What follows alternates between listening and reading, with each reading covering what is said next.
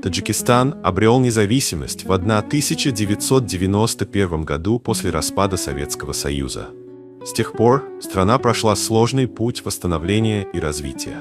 Сегодня Таджикистан – это независимое государство, которое гордится своим прошлым и стремится к светлому будущему. Страна сохранила свою уникальную культуру и традиции, одновременно интегрируясь в мировое сообщество. Таджикистан известен своими природными богатствами, горами Памира, которые занимают более 90% территории страны, чистыми реками и плодородными долинами.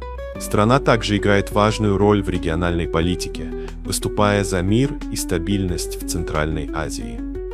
Вклад таджиков в мировую цивилизацию. Таджикский народ подарил миру не только великих поэтов и ученых, но и уникальные знания в области медицины, астрономии, математики и философии. Авиценна, чьи труды легли в основу современного